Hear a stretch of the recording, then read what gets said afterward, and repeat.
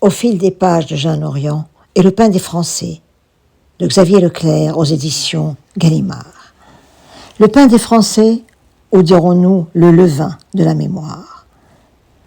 Dans les sous-sols du musée de l'Homme à Paris sont emmagasinés des milliers de crânes indigènes provenant de collections du XIXe siècle. Collections, mot terrible.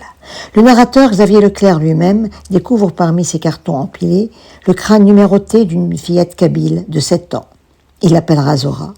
Il tentera d'imaginer sa courte vie et en contrepartie, il lui racontera la sienne. Entre la brutalité de ce qui a été et le parcours de Xavier Leclerc, fils d'émigrés algériens, ce roman bouleversant, à l'écriture intense, questionne la possible réconciliation des deux rives.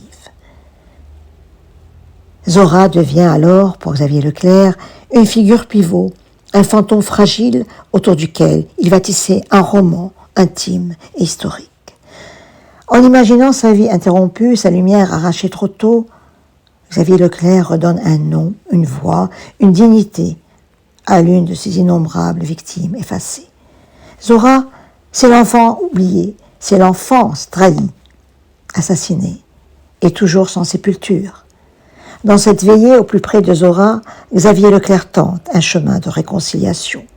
Peut-être de sa propre réconciliation avec son enfance, une réparation aussi.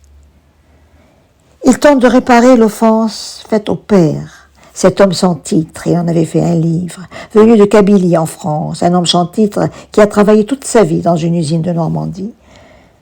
Il tente également de réparer l'offense faite à la mère. Il était petit, il était avec elle, dans une boulangerie, et ces mots terribles.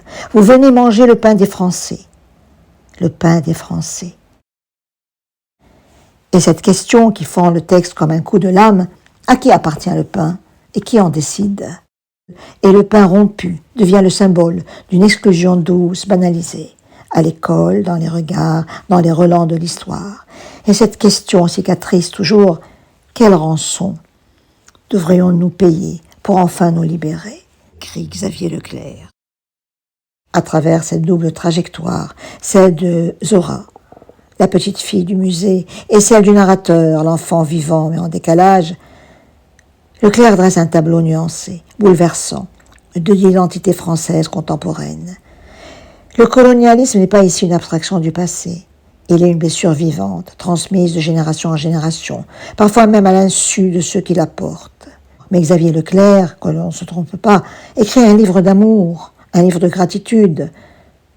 Cet amour entier qu'il voue pour la France, pour tout ce que la France lui a apporté, pour l'école de la République qui lui a permis non seulement de devenir libre et d'avoir un métier qu'il aime, mais aussi peut-être de ne plus jamais accepter que le pain soit une denrée identitaire. C'est un immense chant d'amour, ce livre, pour toutes les belles personnes rencontrées et qui lui ont permis de se construire.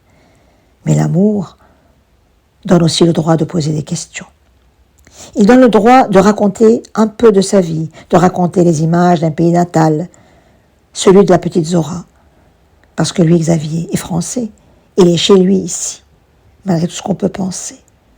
Mais Zora, elle, est son enfance fauchée.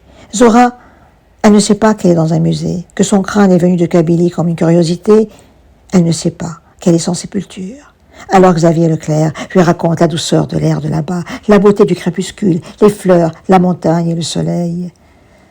Zora, à peine endormie, tu retrouves le crépuscule des montagnes, l'ardente lumière et l'odeur de résine, mêlée aux arômes brûlés de lentisques. Je te vois, dévaler pieds nus le sentier rocailleux. Au creux d'un vallon rougeoyant, tu virevoltes, éblouis, les bras grands ouverts. Tu danses pour nous consoler, la tête levée vers le ciel en feu. Et la voix de Xavier Leclerc se fait de plus en plus rauque. Elle remplit l'espace et le temps. Elle est immense, cette voix. Et la voix tonne d'un bouleversant aveu. Zora, au fond, tu ne sais pas mourir, comme je ne sais pas vivre.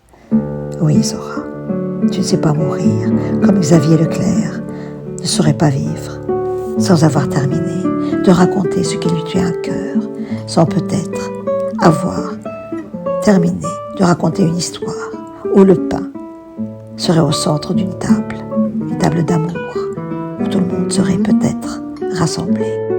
Et c'est ce peut-être qui ébranle. C'était Au fil des pages de Jeanne Orion, avec Le pain des Français de Xavier Leclerc aux éditions Gallimard.